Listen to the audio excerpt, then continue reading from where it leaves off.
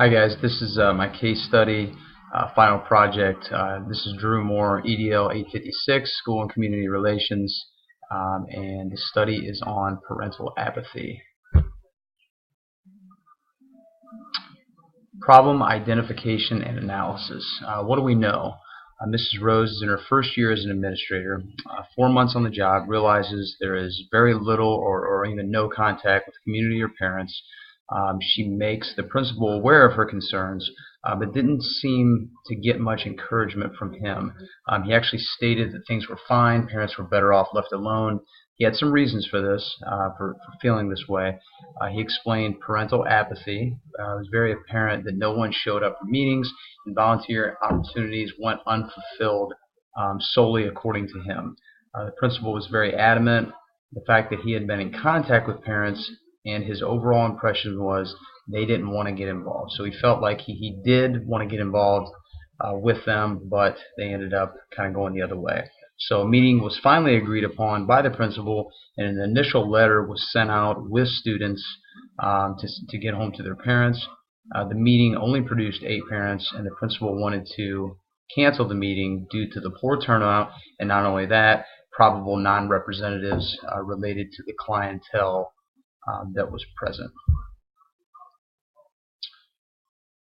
Continuing on with this, what do I need to know? There's certain items. Does the district as a whole provide parent involvement? That's really important. What is the district's policy belief with regards to parent involvement? What type of contact did the principal actually have with the parents in the past?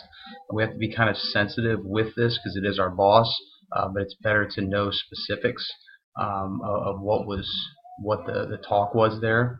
And then, does the principal truly want to establish a parental group and want to be involved if a group were to be established? Does he have a little bit of passion with this, or is he just kind of going through the motions? And then, what type of technology practices would be permitted to utilize if a group were to actually be established? I feel like that's really, really important as well. Continuing on with the actual problem itself, a few different things here. Number one, Mrs. Rose clearly has a passion for community parent involvement, as she just completed a class as well. And she wants to create a dynamic with regards to those relationships. The principal, however, doesn't share this vision due to past negative experience. And the problem lies with the fact that the principal wants to cancel the meeting due to a shortage of parents, and Mrs. Rose has to creatively and respectfully come up with a way in order to get this accomplished. So principal apathy. He seems to have a predetermined mindset regarding what to expect from the community. The community and parental apathy. So we have to go by past experiences because he is our leader. The community doesn't have a good track record with regard to the past. And then execution of the meeting. That's really important. So Mrs. Rose, again, has to find a way to persuade the principal to execute the initial meeting and find ways to involve the community. So that's going to be essential for this to actually happen. And then we want to improve communication processes. The letter that was sent home, probably not the best way to get a message across to parents to send it home with the kids. A lot of technological resources that I will talk about in the future with these slides. Our next section deals with the proposed plan of action, what we're going to do and how we're going to execute this. So the initial parent meeting, it's important to kind of split this up into 2 parts. So the meeting itself, Mrs. Rose needs to respectfully display her passion to the principal to go through with the meeting. I just talked about that. Be honest, with the 8 participants. Ask them great questions. Talk about past disconnections. Why this group is really important to the school and to the students and to the district as a whole.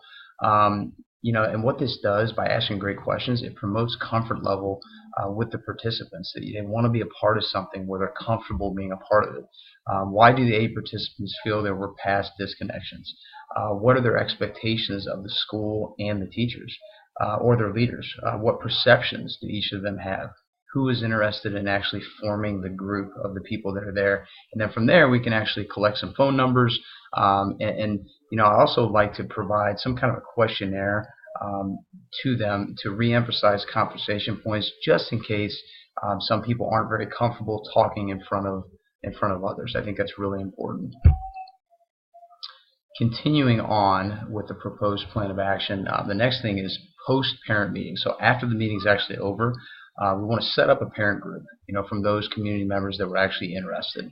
And then we want to set up a group webpage to be posted on the school website.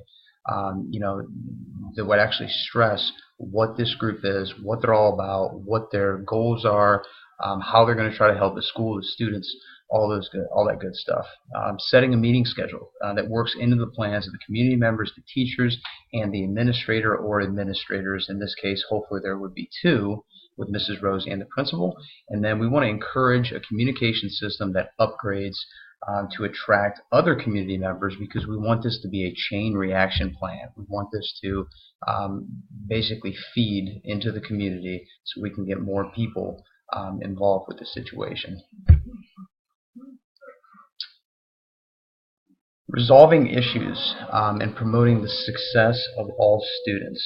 I feel like a community-based relationship can be a building block for student learning.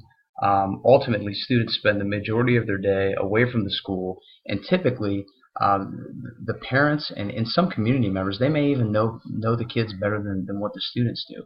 So actually coming together and joining and building that type of relationship can be a huge building block and is optimal for student learning. So ultimately, the group provides ownership. When you have ownership in something, you tend to work a little bit harder and take a little bit more pride in it, because not only does the school have ownership and the leaders, the administration, the teachers, but the community now. And this in turn leads to positive relationships between the school and the community. With those positive relationships, and bullet point 2 here talks about this will lead the community and the parents re-emphasizing credibility of the school because they have ownership. And the credibility not only of the school, its educators, and the lessons that are being taught within the school. This ultimately can lead to a high level of student achievement because everybody is on the exact same page, which is really important. Continuing on with that, a community-based relationship, again talking about optimal student learning. This has the potential to make the principal a better overall leader. So currently the principal has a negative mindset due to the past. The group has an opportunity to invoke a change in him. What does that do? Could easily make him a better leader because he's not only hearing things from his staff and the students, he's also talking with the community and getting ideas from there. So it really doesn't get much better than that. The principal may have planted a seed for success. He stated, he was in direct contact with the community in years past. So he may not know this, but this may actually bode well for the community to accept his leadership because he's actually tried to reach out in the past, and maybe it hasn't worked as well as he would like. But that could have planted that seed, and that could be a really, really positive thing. And the text also states there had been some parent groups in the past.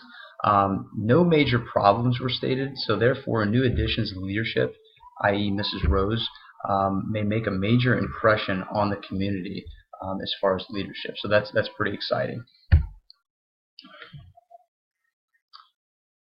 When we debrief the problem, there's certain items that are of value and that we want to reflect upon.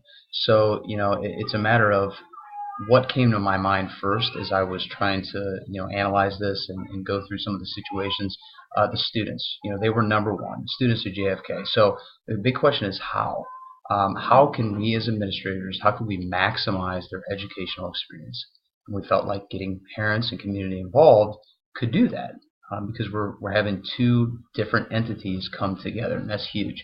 The principal, that was my next thing. And you want to have respect for his opinion based off his experience as a veteran leader. He is the boss. He is your leader. So you want to trust them until you're given a reason not to. But it is important to establish a good working relationship, which that's what that does, to community relationships and building leadership with the boss. And then the last thing was the parents, and I don't want to say the last thing, but it was the third thing on my mind. Their involvement in and outside of the building could create a chain reaction of encouragement toward the student body and their overall educational experience. Continuing with debriefing the problem with unresolved issues. So ultimately, how will the community respond to a group atmosphere with administration leading the way? Will the working relationship with the community benefit the student body as a whole? And then how will the principal react? That's a big question as well. Will he be receptive, to an organized type community parent group, or will his perception change as the future, meets the past? Some of the things that he's already experienced. So hopefully he can sort of move forward from that. And getting into the last element here, component 1, family and community collaboration. So how are we taking care of that? Something we call chain reaction communication. So because of setting these meetings up, certain things have happened because of this, which are really, really positive. So the ultimate goal is to provide an optimal educational experience for each student, establishing relationships with parents and community members now, because of these things happening, has the potential to maximize that student overall experience. And I'll explain those. And all parties are now invested and contributing to this goal. That's the community, that could be some of the teachers, and obviously that's the administration. So that's pretty cool. So 8 parents are present at the meeting. We established a communication system with the administrators, a survey/questionnaire opportunity for group members to initiate suggestions was also given. Bi-weekly meetings, we decided that was the best way to go about things for people's time purposes, and because of that, group is encouraged to grow through a communication system.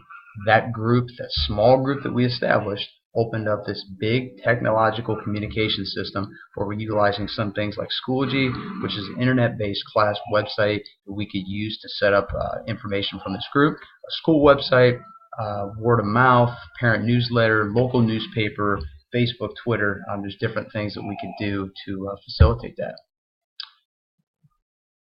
Continuing on, component 2, so response to family and community needs.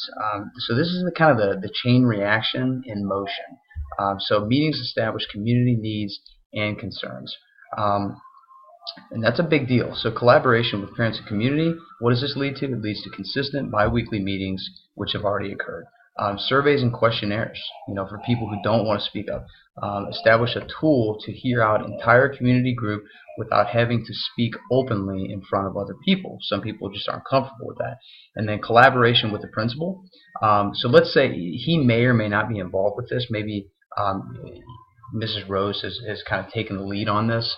But this is what I'm doing, is take meeting information to the district administration in order to invoke change if needed. So that's where we have conversations with the principal, the assistant principal. Let's get it over to the district, and let's try to invoke that change or whatever type of scenarios we want to with the community.